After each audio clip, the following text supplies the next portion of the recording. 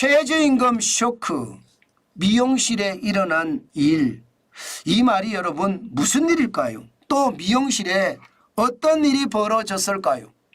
이걸 한번 보세요. 미용실 보조 인턴 시급입니다. 최저임금이 우리가 9,000원 후반대잖아요. 그런데 인턴 시급은 11,000원입니다. 그러면 한 달 지급액이 적게도 240만 원이 된다는 뜻이에요. 240만 원. 와, 요즘같이 불경기에 240만 원이라는 숫자는요, 미용실을 운영하시는 분 입장에서 보면 충격적인 돈입니다. 이게 240만 원을 주고 나면 자기한테 남는 게 없을 수도 있다, 이런 얘기까지가 나오거든요. 그러면 여러분 어떻게 할까요? 내보내는 겁니다. 아니면 안 뽑는 거예요. 인턴이나 스태프 자체를 안 뽑는 거예요. 그러면 미용실 보조를 누가 한다고요? 본인이 직접 하는 거예요. 본인이 직접. 예. 과거에 인턴이나 스태프가 해주던 뭐 샴푸나 머리 감는 것, 청소 직접 한다는 거. 직접 하는 게 훨씬 마음도 편하고 훨씬 돈도 많이 번다, 이런 얘기예요. 실제입니다. 이게 실제예요. 실제 지표를 보면 최저임금이 워낙 많이 올랐잖아요.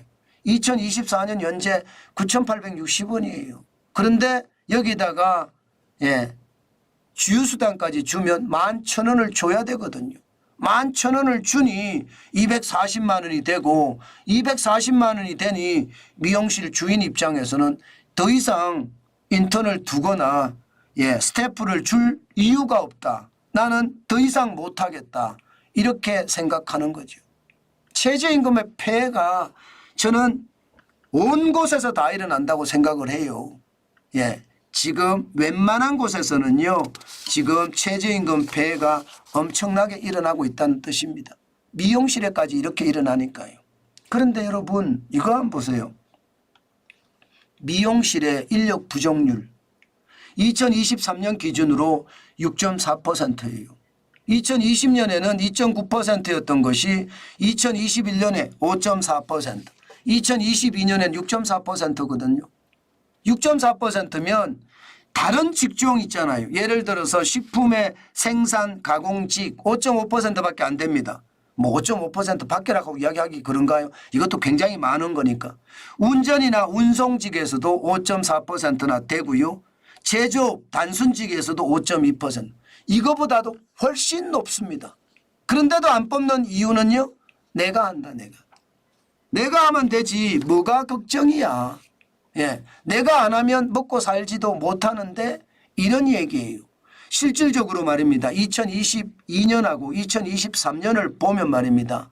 미용 예식 서비스직 채용 인원이 무려 30%가 줄어들었습니다. 2021년에 2년에 10,000명을 채용을 했다면 2023년에는 7,000명, 3,000명이 줄어들어서 30%가 줄어들었어요.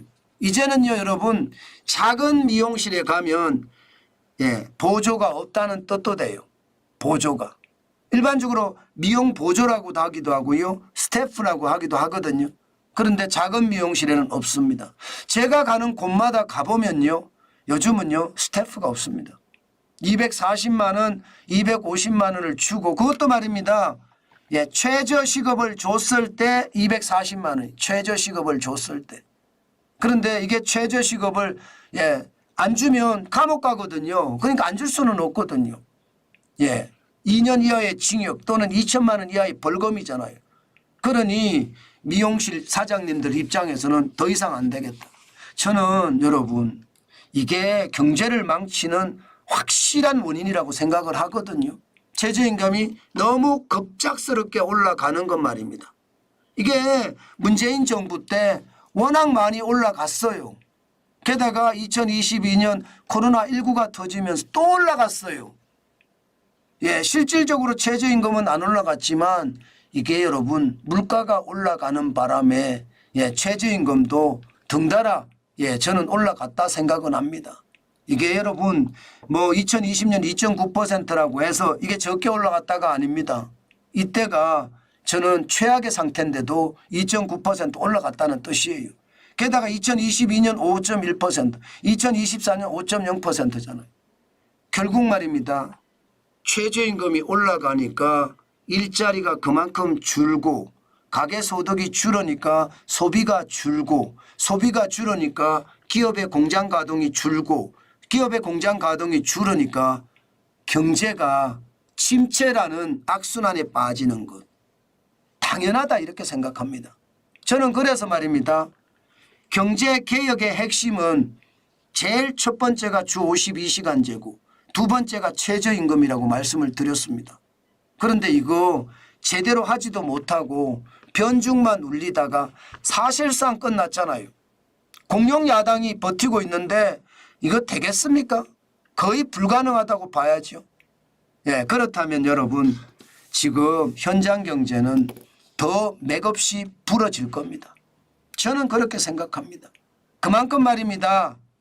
예, 비용이 많이 들어가기 때문에 고용을 그만큼 줄이고 내가 스스로 해야 되겠다 이런 생각들이 커지는 것 저는 당연하다고 생각합니다. 아마 앞으로 말입니다. 현장 경제가 좋아질 거다. 저는 당분간 그렇게 생각 안 하는 게 좋을 것 같아요. 네, 당분간 계속 어려워질 거예요. 많은 사람들이 물가에 적응을 해야 돼요. 그래야지 소비를 하거든요. 물가가 너무 많이 올랐기 때문에 적응하기 쉽지 않고요. 물가에 적응하지 못하면 소비가 어려워지면서 자영업자들이 굉장히 힘들어질 거예요. 저는 그게 오래 간다. 저는 그렇게 생각합니다.